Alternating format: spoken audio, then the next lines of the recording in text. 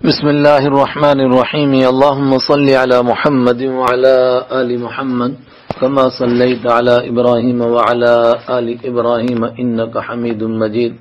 اللهم بارك على محمد وعلى آل محمد كما باركت على إبراهيم وعلى آل إبراهيم إنك حميد مجيد. يا رب صل وسلم دائما أبدا على حبيبك خير الخلق كلهم.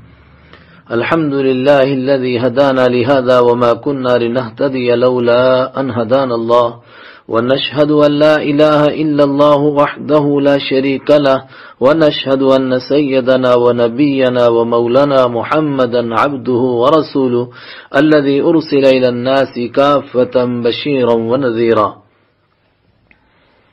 سامعین کرام، اللہ تعالیٰ نے اس عالمی بیماری میں جبکہ لوگ پریشانی اور خوف اور ہراس کے عالم میں مبتلا ہیں، اپنے خاص کرم سے ہمیں رمضان المبارک میں اس فرصت کے لمحات کو قیمتی بنانے کی توفیق عطا فرمائی اور اللہ اپنی بارگاہ میں قبول فرمائے. ہم نے اس کے پاک کلام کے ترجمے کا دور کیا، لیکن اللہ تعالیٰ نے اپنے قرآن پاک کو ایسے ہی انسانوں کو نہیں عطا کیا، بلکہ ان کو سمجھانے کے لیے اور قرآن پاک کو پر عمل کر کے دکھانے کے لیے قرآن سے پہلے اپنے حبیب حضرت محمد صلی اللہ علیہ وسلم عطا فرمائے، جو اللہ کا انسانوں کے اوپر سب سے بڑا احسان ہے. جیسا کہ اس نے خود فرمایا، لقد من اللہ علی المؤمنین اذ بعث فیہم رسولا من انفسہم یتلو علیہم آیاتہ ویزکیہم ویعلمہم الکتاب والحکمہ وان کانوا من قبل لفی ضلال مبین. یقیناً اللہ تعالیٰ نے ایمان والوں پر بہت بڑا احسان فرمایا جبکہ انہی میں سے ان کے بیچ میں اپنے ایک رسول مبعوث فرمائے جو ان کے سامنے اللہ تعالیٰ کی کتاب کی آیتیں پڑھ کر ان کو سناتے ہیں اور انہیں کتاب سکھاتے ہیں اور انہیں حکمت سکھاتے ہیں اور ان کے دلوں کی پاکیزگی کرتے ہیں. وَإِن كَانُوا مِن قَبْلُ لَفِي ضَلَالٍ مُبِينٍ، اگرچہ اس سے پہلے انسان کھلی ہوئی گمراہی میں تھے. رسول بھی ایسے عطا فرمائے کہ ان کو پوری انسانیت کا ایسا درد دے کر کے مبعوث فرمایا، ساری انسانیت کا ایسا درد کہ انسانوں کو خود اپنی تکلیفوں پر اتنا درد محسوس نہیں ہوتا جتنا اللہ کے حبیب صلی اللہ علیہ وسلم کو ان کی تکلیفوں پر درد محسوس ہوتا ہے. اللہ تعالیٰ کا ارشاد ہے، لقد جاءکم رسول من انفسکم عزیز علیہ ما عنتم حریص علیکم بالمؤمنین رؤوف الرحیم. یقیناً تمہارے پاس، اے ساری دنیا کے انسانوں، تمہارے پاس ایک عظیم الشان رسول تمہیں میں سے آ چکے ہیں کہ تمہارا مشقت میں پڑنا ان کو گراں گزرتا ہے اور وہ تمہارے نفع کے بہت زیادہ متمنی ہیں اور ایمان والوں کے ساتھ بہت زیادہ نرمی کرنے والے، بہت زیادہ مہربان ہیں. تو اللہ کے حبیب صلی اللہ علیہ وسلم اللہ نے اپنی کتاب کو سمجھانے کے لیے بھیجے. اس لیے یہ بات ذہن میں آئی کہ رمضان المبارک کے قیمتی لمحات گزرے، لیکن ابھی اس بیماری کی وجہ سے لوگ اس عالمی پریشانی سے ابھی باہر نہیں نکل سکے ہیں اور تنہائی کے یہ فرصت کے قیمتی لمحات ابھی ہمارے پاس موجود ہیں.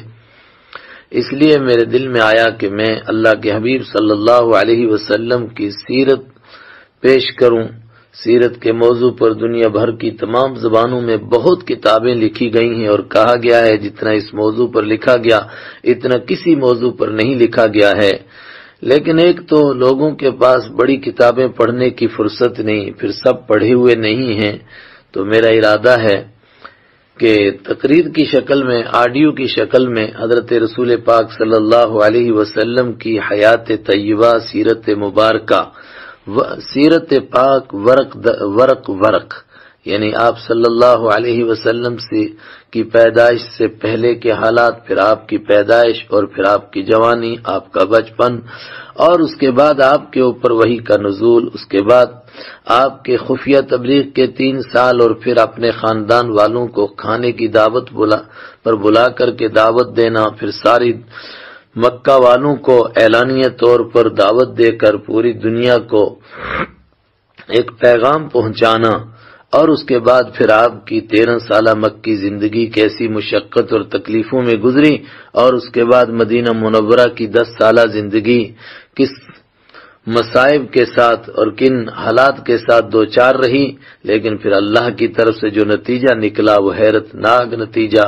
کہ اللہ کے کرم سے ایسا انقلاب دنیا میں آیا جو کوئی کسی کے تصور میں نہیں آ سکتا تھا کہ تبوک سے لے کر کے یمن تک اور ادھر سے مدینہ منورہ کی آخری سرحد سے لے کر کے ساحل سمندر تک بحر احمر کے پورے کنارے پر اس پورے علاقے میں اللہ کی توحید کا ڈنکا بجا، یہاں تک کہ آپ جب دنیا سے تشریف لے گئے تو اس پورے خطے کے اندر کوئی ایک بشر بھی ایسا نہیں تھا کہ جس کی جبین نیاز اللہ کے سوا کسی اور کے سامنے جھک کر کے ذلیل ہو رہی ہو، بلکہ سب اپنے مالک سے جڑ گئے اور مالک الملک کے سامنے سب سجدہ ریز ہو گئے، اس کی توحید کے قائل ہو گئے، اس کے پیغمبر کی سنتوں پر چلنے والے بن گئے۔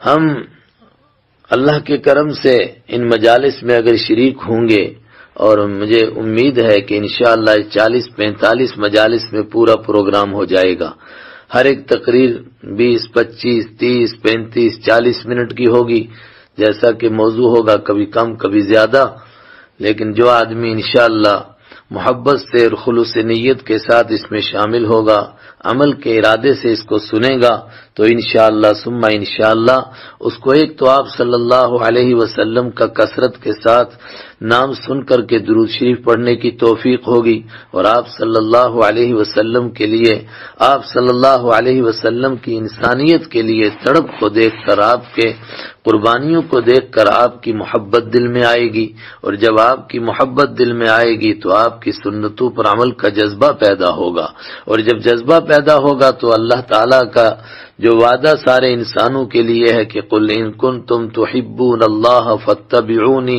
یحببکم اللہ ویغفر لکم ذنوبکم واللہ غفور رحیم، اے ساری دنیا کے انسانوں، اگر تم اللہ سے محبت کرتے ہو تو میری اتباع کرو، میرے پیچھے چلو، نتیجہ یہ نکلے گا کہ اللہ تم سے محبت کرے گا اور تمہاری خطاؤں کو معاف فرما دے گا، وہ بہت بخشنے والا، بہت رحم کرنے والا ہے۔ اس طرح ہمارے دنیا اور آخرت کے سارے مسائل حل ہو جائیں گے، اور دنیا اور آخرت میں پروردگار ہمیں کامیاب فرما دے گا۔ جب انسان اللہ کا محبوب بن جائے گا، اللہ کے حبیب صلی اللہ علیہ وسلم کی سنتوں پر عمل کی توفیق ہو جائے گی، تو بقول اقبال کی محمد سے وفا تو نے تو ہم تیرے ہیں، یہ جہاں کیا ہے لوح و قلم سب تیرے ہیں۔ اللہ تعالی ہمیں اس پروگرام سے بہت زیادہ فائدہ اٹھانے کی توفیق عطا فرمائے، دوسروں تک پہنچانے کی توفیق عطا فرمائے، اور اس کے ساتھ ساتھ میں اتنا پھیلانے کی توفیق عطا فرمائے کہ یہ ہمارے لیے صدقہ جاریہ بن جائے، کہ ہم دنیا سے چلے جائیں مگر لوگ یہ پروگرام سنتے رہیں اور اس سے فائدہ اٹھاتے رہیں، تو ہمیں اس کے دوسروں تک پہنچانے کا مرنے کے بعد بھی ثواب ملتا رہے۔ ہم آپ صلی اللہ علیہ وسلم کہ آج اس پہلی مجلس میں یہاں سے شروع، آپ صلی اللہ علیہ وسلم سے پہلے کے حالات سے شروع کرتے ہیں، بلکہ کائنات کی ابتدا سے، اور کوشش کریں گے کہ آج کی یہ مجلس آپ کے دادا عبد المطلب کے تذکرے تک پہنچ جائے۔ کائنات کی ابتدا کس طرح ہوئی کہ رب کائنات نے زمین و آسمان کا یہ وسیع اور عریض نظام بنایا، جسے دریاؤں، ندیوں، پہاڑوں، جنگلات، رنگ برنگے پھولوں، باغات، ان تمام چیزوں سے آراستہ اور پیراستہ کیا۔ لیکن اگر اس کائنات میں روشنی نہ ہوتی تو یہ کائنات سونی سونی معلوم ہوتی، پھر اس کو پروردگار نے سورج اور چاند اور ستاروں سے روشنی بخشی اور روشنی سے رونق عطا فرمائی۔ اسی طرح اس ظاہری روشنی کے ساتھ ساتھ اللہ تعالیٰ نے اپنے کرم سے باطنی روشنی کا بھی انتظام فرمایا۔ باطنی روشنی، روحانی روشنی کیا ہے، وہ روحانی نور کا ایک انتظام کیا ہے، اسی کی انشاءاللہ آج تفصیل کریں گے۔ اللہ تعالیٰ کا روحانی نور کیا ہے کہ بندے کو اپنے مالک کا تعارف ہو جائے اور اس کی توحید پر عمل کی توفیق ہو جائے۔ اس حقیقی روشنی کے لیے رب کائنات نے وحی، نبوت اور رسالت کا سلسلہ شروع فرمایا۔ حضرت آدم علیہ السلام سے لے کر حضرت عیسیٰ علیہ السلام تک اسی اشرف المخلوقات یعنی حضرت انسان کے طبقے میں نہ جانے اللہ تعالیٰ نے کیسی کیسی پیاری پیاری ہستیاں دنیا میں بھیجیں اور انہوں نے کیسے کیسے اعلیٰ اور عرفہ کارنامے انجام دیے۔ ہمارے ہاتھوں میں ان کی تفصیلی تاریخ تو موجود نہیں ہے۔ جب سے کائنات بنی، جب سے انسان دنیا میں آیا، تب سے پروردگار نے یہ سلسلہ چلایا کہ ان کو توحید کی روشنی بتانے کے لیے، سیدھے راستے پر لگانے کے لیے اپنے نیک بندوں کو بھیجنے کا سلسلہ شروع فرمایا۔ تو ہمارے پاس اس کی تفصیل تو نہیں ہے، البتہ ہم خالق کائنات کی سچی کتاب قرآن کریم کے ذریعے سے اتنا جانتے ہیں کہ ہمارے مالک کا برپا کیا ہوا یہ سلسلہ ہر جگہ پہنچا، بلکہ ہر قوم اور قبیلے میں پہنچا، اور وہی کے روحانی نور سے اس دنیا کو پروردگار نے چمکایا اور مہکایا۔ آج دنیا میں اسلام کے علاوہ جہاں کہیں بھی کچھ معمولی سی روشنی دکھائی دیتی ہے، وہ انہی مبارک ہستیوں کے روشن کیے ہوئے نور کی روشنی ہے۔ خالق کائنات کا ارشاد ہے قرآن کریم میں، اِنَّا أَرْسَلْنَاكَ بِالْحَقِّ بَشِيرًا وَنَذِيرًا وَإِن مِّنْ أُمَّةٍ إِلَّا خَلَا فِيهَا نَذِيرٌ۔ اے رسول پاک صلی اللہ علیہ وسلم، ہم نے آپ کو حق دے کر خوشخبری سنانے والا اور ڈرانے والا سنا کر کے بھیجا، اور کوئی امت ایسی نہیں گزری کہ جس میں کوئی نہ کوئی خبردار کرنے والا اور ڈرانے والا نہ آیا ہو۔ سورہ فاطر آیت نمبر 24۔ یہ ہمارے مالک کی گواہی ہے، اور ظاہر ہے کہ اس سے بڑھ کر کس کی گواہی ہو سکتی ہے۔ اس نے خود اپنے بارے میں فرمایا، وَمَنْ أَصْدَقُ مِنَ اللَّهِ قِيلًا، اور اللہ سے زیادہ بات کا سچا کون ہو سکتا ہے۔ سورہ نساء آیت 122۔ اور اللہ تعالیٰ کی گواہی کے بعد کسی گواہی کی ضرورت بھی نہیں ہے۔ قُلْ كَفَى بِاللَّهِ شَهِيدًا بَيْنِي وَبَيْنَكُمْ، اے رسول پاک صلی اللہ علیہ وسلم آپ فرما دیجئے کہ اللہ میرے اور تمہارے درمیان گواہ بننے کے لیے کافی ہے۔ سورہ رعد آیت نمبر 43۔ ان مبارک ہستیوں کی روشنی کیا تھی؟ بس یہی کہ بندوں کا تعلق اللہ تعالیٰ سے جوڑ دیا جائے، ان کی تمناؤں اور امیدوں کا مرکز صرف ایک ہی ہو۔ اس کائنات کی سب سے اعلیٰ اور سب سے اونچی مخلوق حضرت انسان کا سر اپنے مالک کے در کو چھوڑ کر کسی اور در پر نہ جھکے، یہی سب نبیوں کا مشن اور اصل کام تھا۔ قرآن پاک نے تمام نبیوں کے کام اور ان کے مشن کا نچوڑ کرتے ہوئے بیان فرمایا، وَمَا أَرْسَلْنَا مِن قَبْلِكَ مِن رَّسُولٍ إِلَّا نُوحِي إِلَيْهِ أَنَّهُ لَا إِلَٰهَ إِلَّا أَنَا فَاعْبُدُونِ، اور آپ سے پہلے ہم نے کوئی ایسا رسول نہیں بھیجا جس پر ہم نے یہ وحی نازل نہ کی ہو کہ میرے سوا کوئی خدا نہیں ہے، لہذا تم میری ہی عبادت کرو۔ سورہ انبیاء آیت نمبر 25۔ لیکن یہاں ایک سوال پیدا ہوتا ہے کہ ہمارے مالک پروردگار کو اس کی حاجت کیا تھی کہ وہ ایک ہی بات کو بتانے کے لیے ایک کے بعد انبیاء کرام کو مبعوث فرماتا تھا، جبکہ سب سے پہلے نبی حضرت آدم علیہ السلام نے اپنی اولاد کو یہ بات سکھلا دی تھی کہ اللہ ایک ہے اور وہی لائق عبادت ہے۔ پھر کون سی بات یاد کرانے کی ضرورت تھی کہ یکے بعد دیگرے انبیاء کرام بھیجے گئے؟ یہ سوال لگتا تو بہت گہرا ہے، لیکن در حقیقت یہ کوئی سوال ہے ہی نہیں، اس لیے کہ مالک الملک نے جب انسان کو اپنا خلیفہ بنا کر پیدا فرمایا، اسی وقت یہ اعلان فرما دیا تھا کہ اس مخلوق کی یہ خاص خصوصیت ہے کہ اگر یہ نیکی کا ارادہ کرے گی تو اس کی فطرت میں ایسی طاقت ہوگی کہ نیکیوں میں فرشتوں سے آگے بڑھ جائے گی، لیکن اس میں یہ بگاڑ بھی موجود ہے کہ خدا نہ کرے اگر یہ بگڑنے لگ جائے تو اس سے نیچے بھی کوئی نہیں جا سکتا ہے۔ اس بات کو قرآن کریم نے اس طرح بیان فرمایا، ثم رددناہ اسفل سافلین، پھر ہم نے اسے یعنی انسان کو پستی والوں میں سب سے نچلی حالت میں کر دیا۔ سورہ 3 آیت نمبر 5۔ مقصد یہ ہے کہ جب انسان برائیاں کرنے لگے تو پھر پست سے پست حالت تک چلا جاتا ہے، اور یہی بات سورۃ الشمس میں اس طرح سمجھائی گئی، فَأَلْهَمَهَا فُجُورَهَا وَتَقْوَاهَا، پھر اس کے دل میں وہ بات بھی ڈال دی جو اس کے لیے برائی کی ہے، اور وہ بھی جو اس کے لیے پرہیزگاری کی بات ہے۔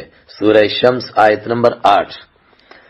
بس آخری بات یہ کہ خدائے قہار نے جہاں اشرف المخلوقات حضرت انسان کو پیدا فرما کر تمام مخلوق کا سردار ہی نہیں بنایا بلکہ ساری کائنات کی ایک ایک چیز انسان کی خدمت میں لگا دی، زمین آسمان کی چھوٹی سے بڑی تمام چیزیں اور بلکہ اس سے آگے بڑھ کر سورج اور چاند جیسے بڑے بڑے سیارے بھی اسی کی خدمت میں لگا دیے، وہاں اس کی رحیمیت اور اس کے کرم کا یہ تقاضا بھی ہوا کہ وہ اس مخلوق کو یعنی انسان کو جس کے لیے یہ سارا نظام بنایا اپنی نورانی نعمت سے محروم نہ فرمائے۔ اس کی نورانی نعمت یہی توحید کے والا نور ہے جو پیغمبروں کے صدقے انسانوں کو ملا، پھر اسی نور کو چمکتا دمکتا اور جیتا جاگتا رکھنے کے لیے انبیاء کرام علیہم السلام کا یہ سلسلہ جاری فرمایا۔ اس حقیقت کے ظاہر ہو جانے کے بعد اب اس بحث کی بالکل ضرورت نہیں رہتی ہے کہ یہ سلسلہ کہاں کہاں اور کب کب پہنچا، یعنی انبیاء کرام کہاں کہاں آئے اور کس کس دور میں آئے۔ یہ تو ہر زمانے میں پہنچتا رہا، ہر دور میں انبیاء کرام آتے رہے اور ہر جگہ پہنچتے رہے، اور نبی اکرم صلی اللہ علیہ وسلم کے ایک ارشاد کے مطابق یہ تعداد تقریباً 1,24,000 تک پہنچتی ہے۔ مسند امام احمد۔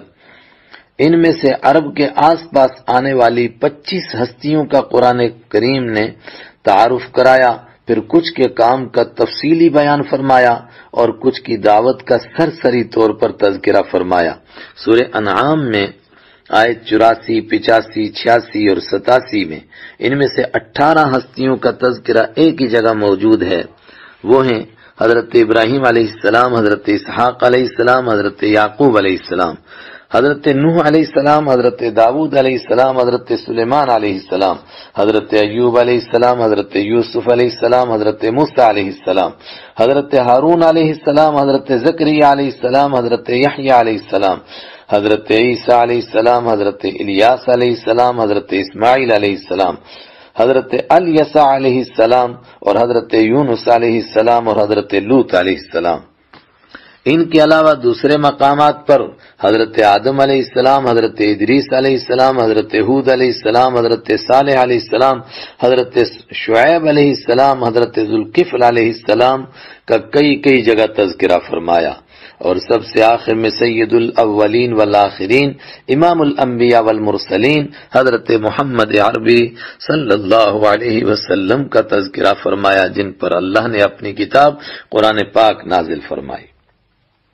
24 نمبر تک کے تمام حضرات اپنے اپنے وقت پر تشریف لاتے رہے اور دنیا میں توحید کا نور پھیلاتے رہے، اور اس راستے کے مصائب اور دشواریاں برداشت کرتے ہوئے اپنے اپنے وقت پر دنیا فانی کو الوداع کہتے چلے گئے۔ لیکن ان کے جانے کے بعد کبھی بہت جلد اور کبھی تھوڑی دیر بعد ان کی امتوں کی اکثریت اس روحانی نور کو چھوڑ کر پھر اندھیریوں میں بھٹک کر گمراہ ہوتی چلی گئی، کیونکہ اٹھنے کے بعد گرنا، بننے کے بعد بگڑنا اور عروج کے بعد زوال یہ انسان ہی کی تاریخ نہیں بلکہ یہ بات تو پورے نظام عالم میں پائی جاتی ہے۔ کیا آپ نے کبھی کسی کو کانٹوں کی پود اور کانٹوں کی پنیری لگاتے اور اس کی دیکھ بھال کرتے دیکھا؟ پھر پھلوں کے باغات میں کانٹے کہاں سے آتے ہیں؟ بلکہ کئی بار تو مالی کی غفلت سے پھلوں کے باغ کانٹوں کے جھاڑ جھنکاڑ اور جنگلوں میں تبدیل ہو جاتے ہیں۔ خیر، انبیاء کرام علیہم السلام کا یہ سلسلہ چلتے چلتے اس سلسلے کے آخر میں حضرت عیسیٰ علیہ السلام تک پہنچا، اور ان کے بعد ایسا لگتا ہے جیسے تھوڑی دیر کے لیے یہ سلسلہ رک سا گیا اور اندھیروں نے پھر ڈیرے ڈال لیے۔ حضرت عیسیٰ علیہ السلام کی روشن کی ہوئی روشنی کم ہوتی ہوتی تقریباً معدوم سی ہو گئی۔ دنیا کی چہار جانب توحید کی جگہ پھر شرک اور علم نبوت کی جگہ پھر جہالت اور تاریکی اور عدل و انصاف کی جگہ لوٹ کھسوٹ نے ڈیرے ڈال لیے، قدم جما لیے، ہر ایک طاقتور کمزور پر ظلم و ستم کرنے لگ گیا، اور جن شریف اور نیک لوگوں کے پاس اپنے مالک کی معرفت کی کچھ معمولی سی روشنی تھی وہ بھی اس بے دینی اور ظلم کا مقابلہ کیا کرتے؟ وہ بیچارے بھی اپنے دین کو بچانے کے لیے غاروں اور جنگلوں میں چھپنے لگ گئے۔ پھر آہستہ آہستہ وہ وقت بھی آیا جب دینداری اور بزرگی کی پہچان ہی انسانی دنیا سے الگ پہاڑوں اور غاروں میں چھپ نہ رہ گئی۔ بس یہی وہ وقت تھا جب سچے انسانوں کے ضمیر کی چیخیں نکل گئیں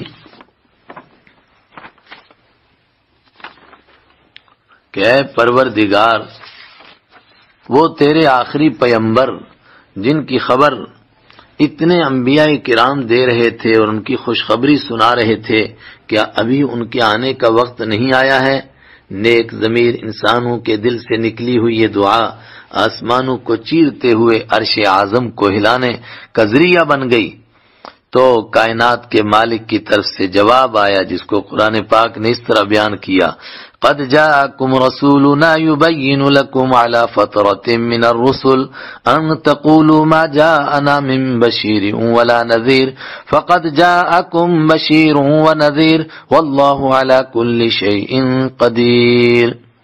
اے ساری دنیا کے انسانوں، تمہارے پاس ہمارے پیغمبر یعنی حضرت رسول اکرم محمد عربی صلی اللہ علیہ وسلم ایسے وقت دین کی وضاحت کرنے کے لیے آئے ہیں جب پیغمبروں کی آمد رکی ہوئی تھی، تاکہ تم یہ نہ کہہ سکو کہ ہمارے پاس نہ کوئی جنت کی خوشخبری دینے والا آیا نہ کوئی جہنم سے ڈرانے والا آیا۔ لو، اب تمہارے پاس خوشخبری دینے والا اور ڈرانے والا آ گیا ہے، اور اللہ ہر چیز کے اوپر قدرت رکھنے والا ہے۔ سورہ مائدہ آیت نمبر 19۔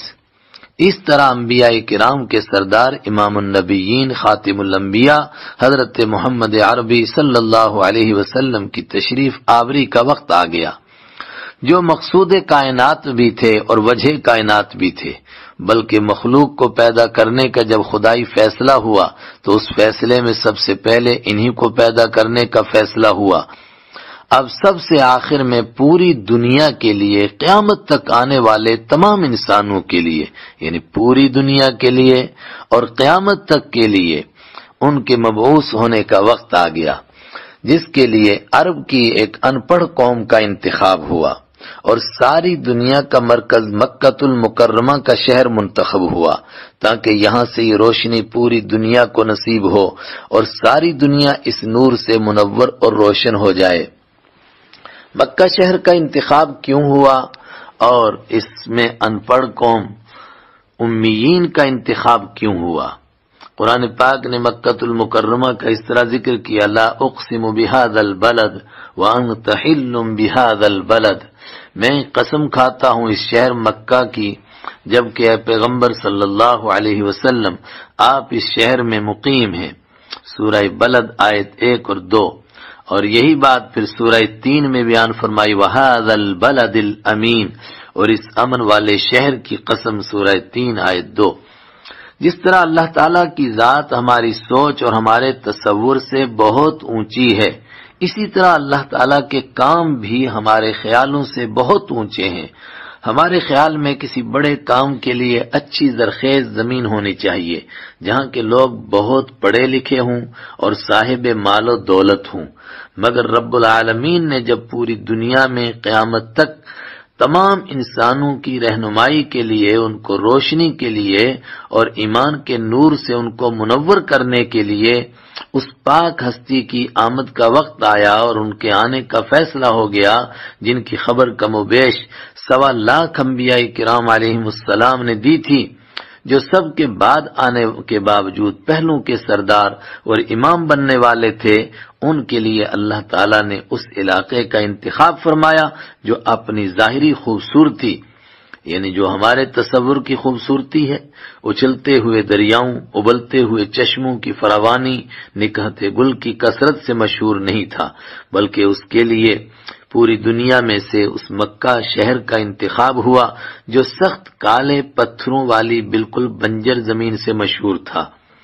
اسی طرح وہاں کے لوگوں کا معیار تعلیم بھی بہت عجیب تھا کہ پوری دنیا میں صرف انہی کا لقب امی یعنی ان پڑھ پڑ گیا تھا۔ ہاں، یہ الگ بات ہے کہ امی ہونا ہی ان کے لیے فخر کی بات تھی کہ ان کے دل کی تختی سفید کاغذ کی طرح صاف اور شفاف تھی، اس پر کسی تہذیب یا جہالت والے کسی علم کی کوئی لکیر اور کوئی دھبا نہیں تھا۔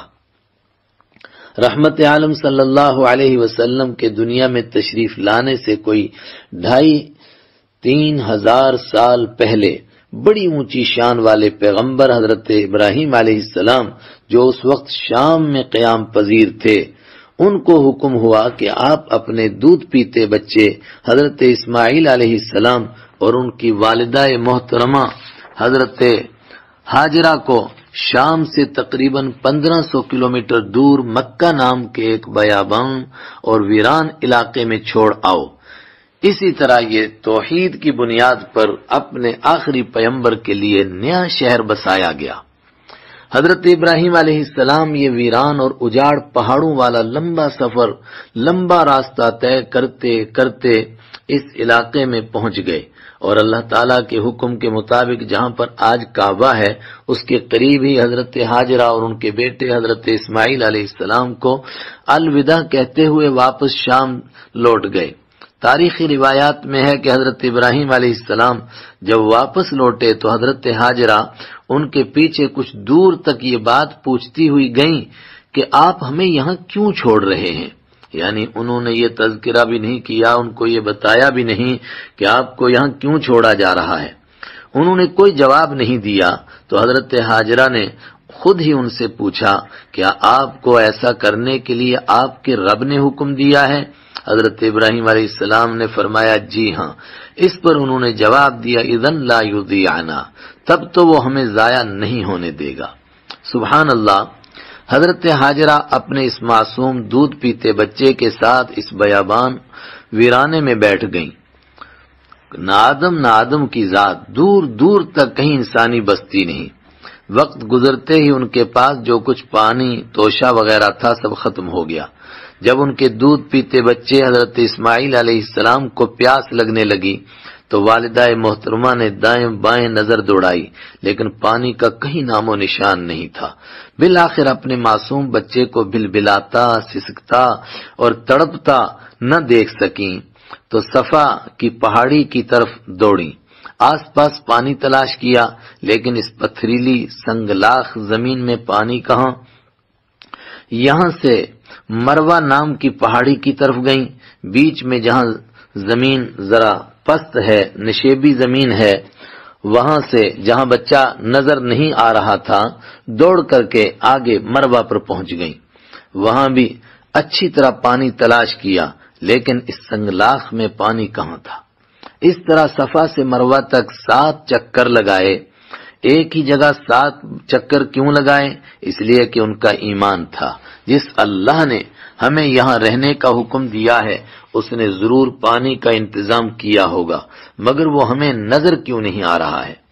آخر 7ویں مرتبہ جب وہ مروہ پر پہنچی تو آسمانوں سے حضرت جبرائیل علیہ السلام تشریف لے آئے، اور جس جگہ حضرت اسماعیل علیہ السلام تھے اسی جگہ اپنا پر مارا تو زمین سے پانی کا چشمہ ابل پڑا۔ بظاہر آخری سانس لیتے حضرت اسماعیل علیہ السلام کی بے تاب والدہ حضرت ہاجرہ ابلتے پانی کا چشمہ دیکھ کر بہت خوش ہو گئیں اور پانی کے ارد گرد منڈیر بنا دی تاکہ پانی ادھر ادھر بہہ نہ جائے۔ آج اسی کو زمزم کے کنویں سے یاد کیا جاتا ہے۔ یہ ساری تفصیل البدایہ والنہایہ جلد 1 صفحہ 190 سے لی گئی ہے۔ ابھی چند دن بھی نہ گزرے تھے کہ یمن سے تعلق رکھنے والا بنو جرہم کا ایک قافلہ وہاں سے گزرا، اور کہا جاتا ہے کہ وہ بھی کسی گردش ایام کا شکار ہو کر کے بھٹک رہا تھا۔ انہوں نے دیکھا کہ یہاں پرندے اڑانے بھر رہے ہیں۔ ان کے لیے یہ منظر حیران کن اور ناقابل یقین تھا۔ وہ حیران تھے کہ پرندے یہاں کیسے؟ عرب کے خشک علاقوں میں تو پرندے صرف پانی کی جگہ پر ہی نظر آتے ہیں۔ اس جستجو نے انہیں اس گھاٹی کی طرف آنے پر مجبور کر دیا جہاں پانی کا چشمہ اور ایک ماں بیٹے کو دیکھ کر وہ ششدر رہ گئے۔ انہوں نے حضرت ہاجرہ سے اجازت لے کر وہاں رہنا شروع کر دیا۔ پھر کیا تھا، دیکھتے ہی دیکھتے یہ ایک بستی سے قصبہ اور قصبے سے ایک شہر بن گیا۔ ادھر حضرت اسماعیل علیہ السلام بھی کچھ عرصہ بعد شام سے دوبارہ تشریف لائے۔ اس دوران حضرت اسماعیل علیہ السلام کو قربان کرنے کا وہ مشہور خواب بھی دیکھا، جس کا تذکرہ قرآن کریم کی سورہ صافات میں بڑی تفصیل کے ساتھ موجود ہے۔ کچھ عرصہ بعد حضرت ابراہیم علیہ السلام نے اللہ تعالیٰ کے حکم اور حضرت جبرائیل علیہ السلام کی نشاندہی پر اللہ تعالیٰ کے گھر خانہ کعبہ کی پرانی بنیادوں پر تعمیر فرمائی۔ خانہ کعبہ تو پہلے سے تھا، جو گزرتے زمانے کے ساتھ ساتھ بالکل ختم ہو چکی تھی بنیادیں اس کی۔ خانہ کعبہ تھا مگر حالات کے گزرنے کے ساتھ ساتھ میں اب اس کی بنیادیں بھی مٹ گئی تھیں۔ حضرت جبرائیل علیہ السلام نے بنیادیں بتائیں۔ حضرت ابراہیم علیہ السلام نے اپنے بیٹے حضرت اسماعیل علیہ السلام کے ساتھ مل کر اللہ کے گھر کی تعمیر شروع فرمائی۔ تعمیر فرماتے ہوئے اخلاص اور للہیت سے کچھ دعائیں دل کے نہا خانوں سے، دل کی گہرائیوں سے اٹھ کر لبوں پر آ گئیں، یا یوں کہیے کہ اللہ تعالیٰ نے ان کو یہ دعا سکھائی، ان کے دل میں اس دعا کا الہام فرمایا۔ رب اجعل هذا بلدا آمنا وارزق أهله من الثمرات من آمن منهم بالله واليوم الآخر۔ اے میرے پروردگار، اس بستی کو ایک امن والا شہر بنا دے، اور اس کے بسنے والوں میں سے جو اللہ پر اور آخرت کے دن پر ایمان رکھتے ہیں ان کو پھلوں میں سے روزی عطا فرما۔ اللہ تعالیٰ نے اس پر ارشاد فرمایا، وَمَن كَفَرَ فَأُمَتِّعُهُ قَلِيلًا ثُمَّ أَضْطَرُّهُ إِلَى عَذَابِ النَّارِ وَبِئْسَ الْمَصِيرُ۔ جو کفر کرے گا اس کو بھی کچھ دنوں تک نفع پہنچاؤں گا، یعنی روزی اس کو بھی نصیب ہوگی، پھر اس کو جبرن دوزخ کے عذاب کی طرف کھینچ لاؤں گا، اور وہ رہنے کی بہت بری جگہ ہے۔ سورہ بقرہ آیت 126۔ قرآن کریم سے معلوم ہوتا ہے کہ آخر حضرت ابراہیم علیہ السلام کی مبارک زندگی ہی میں یہ مبارک بستی بن گئی تھی، جس پر انہوں نے تھوڑے الفاظ بدل کر دوسری بار اس طرح دعا فرمائی، رب اجعل هذا البلد آمنا۔ اے پروردگار، اس شہر مکہ کو امن والا شہر بنا دے، یعنی اب پہلے دعا فرمائی تھی کہ اس کو شہر بنا، اب فرمایا اس شہر کو امن والا شہر بنا، تو گویا شہر بن چکا۔ سورہ ابراہیم آیت نمبر 35۔ اس سے معلوم ہوتا ہے کہ مکہ مکرمہ حضرت ابراہیم علیہ السلام کے زمانہ ہی میں شہر بن چکا تھا، لیکن تاریخی روایتوں میں یہ بات بڑی اہمیت سے بیان کی جاتی ہے کہ آپ صلی اللہ علیہ وسلم کے لکڑ دادا قصی بن کلاب تک بیت اللہ شریف کے آس پاس دیواروں اور چھت والا تعمیر شدہ کوئی مکان نہیں تھا۔ اس کو وہ بے ادبی سمجھتے تھے، بس خیموں اور جھونپڑوں میں ہی لوگ رہتے تھے۔ قصی بن کلاب نے سب سے پہلے دیواروں اور چھت والے مکان بنوائے تھے، لیکن آج کل کی کئی منزلہ عمارتوں کا تصور اس شہر میں اس زمانے میں کوئی نہیں کر سکتا تھا۔ البدایہ والنہایہ جلد 1 صفحہ 188 اور 189۔ اس طرح مکہ مکرمہ کا یہ شہر بن گیا، مگر یہ تو بے آب و گیا بستی ہے۔ خود حضرت ابراہیم علیہ السلام نے فرمایا تھا کہ میں نے اپنی اولاد کو تیرے گھر کے پاس وہاں بسایا، بواد غیر ذی زرع، جہاں پر کچھ پیدا نہیں ہوتا، تو یہاں روزی کا کیسے انتظام ہوا؟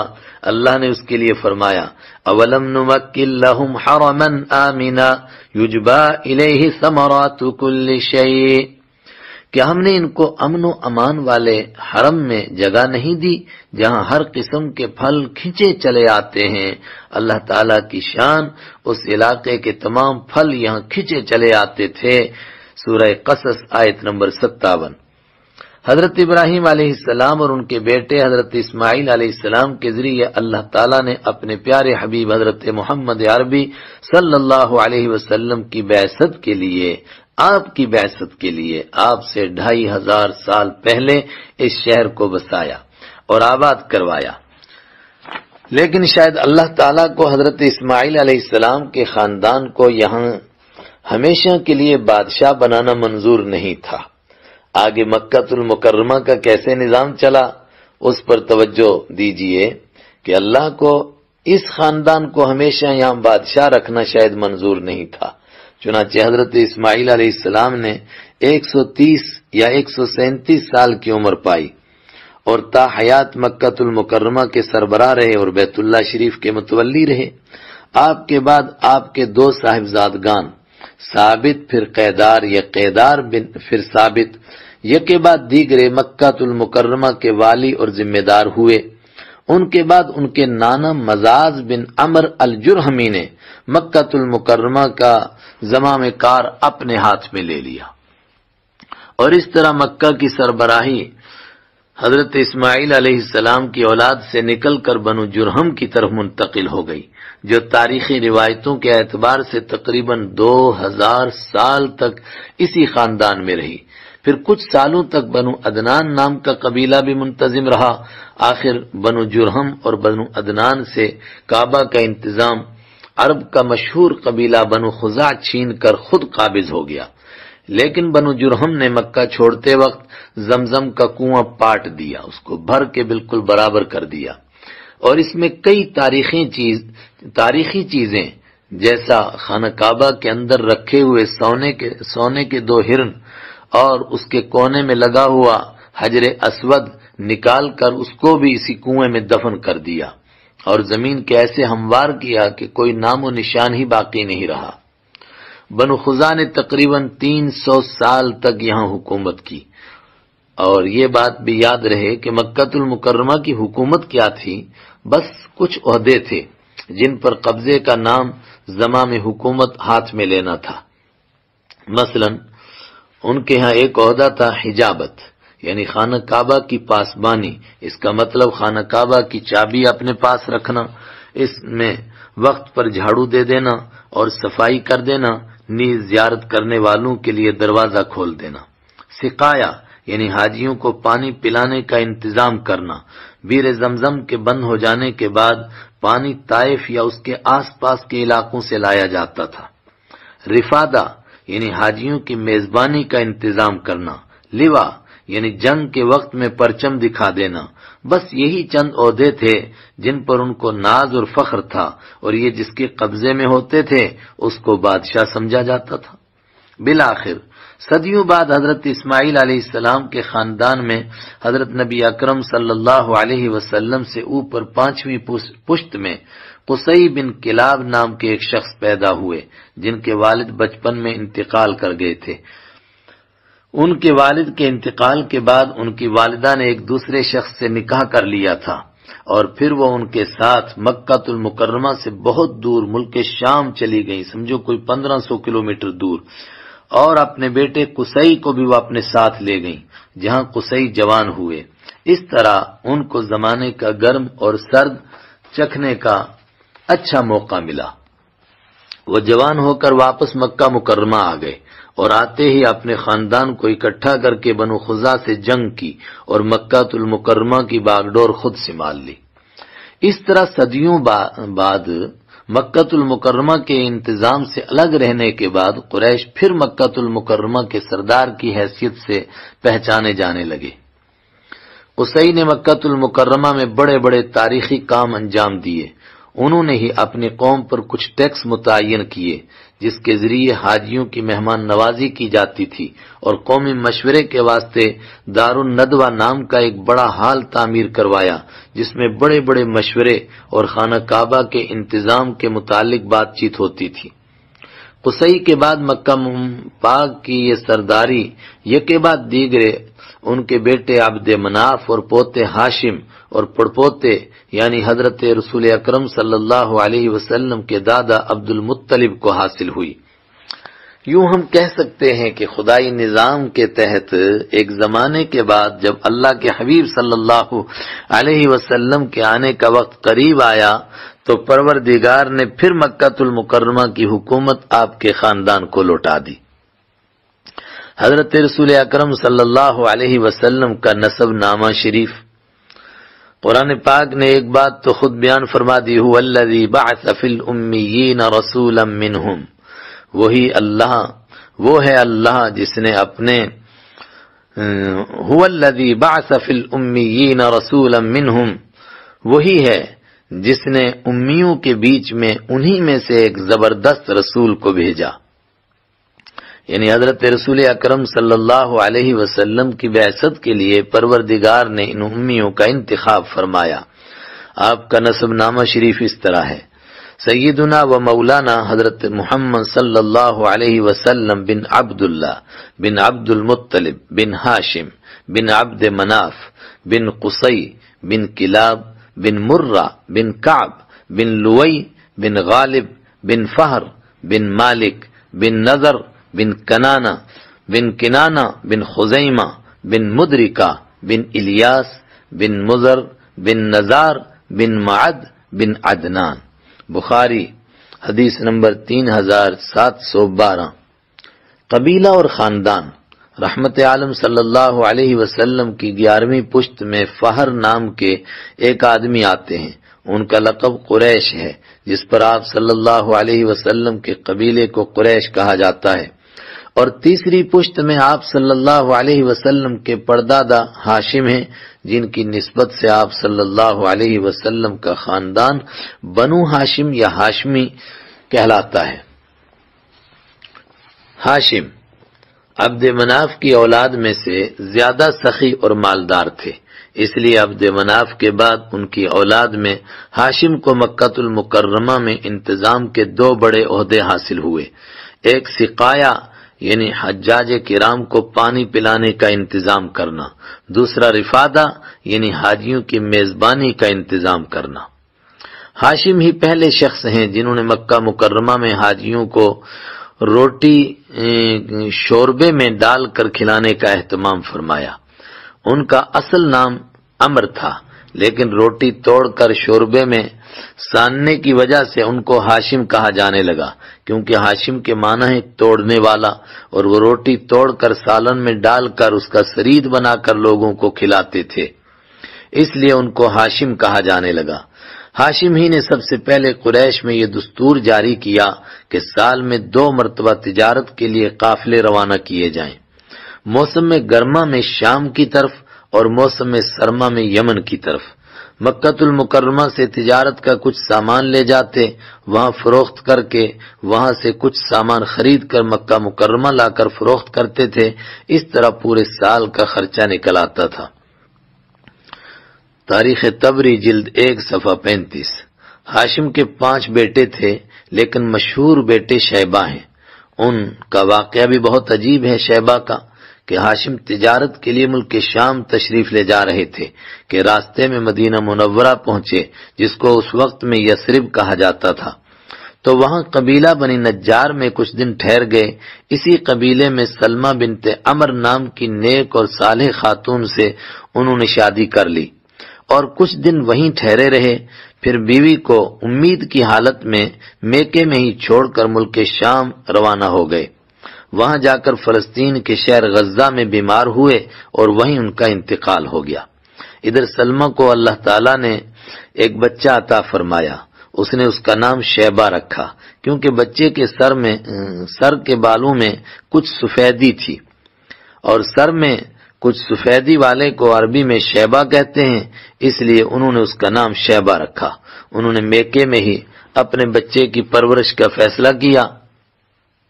عبد المطلب ہاشم کے انتقال کے بعد ان کے بھائی مطلب نے مکہ المکرمہ کی امارت یعنی وہاں کی حکومت اپنے ہاتھ میں لے لی۔ تقریباً 10-12 سال گزرے ہوں گے کہ مطلب کو اپنے بھتیجے شیبہ کا علم ہوا کہ میرے بھائی کا ایک بیٹا یثرب میں موجود ہے، تو وہ فوراً ان کو لانے کے لیے یثرب یعنی مدینہ منورہ روانہ ہو گئے۔ مدینہ میں انہوں نے عجیب منظر دیکھا کہ ایک بچہ دوسرے بچوں کے ساتھ تیر اندازی کا مقابلہ کر رہا ہے اور بڑی ہمت اور بہادری کے ساتھ تیر چلا رہا ہے۔ جب تیر صحیح نشانے پر لگتا ہے تو اس وقت وہ للکار کر اور سینہ تان کر اور باہیں چڑھا کر کہتا ہے، میں قریشی ہوں، کون میرا مقابلہ کر سکتا ہے؟ مطلب نے حیرانگی سے پوچھا، یہ کون ہے؟ بچوں نے جواب دیا، یہ ہاشم کا بیٹا ہے، جو اصل میں مکی قریشی ہے اور یہاں اپنے ننہال میں رہ رہا ہے۔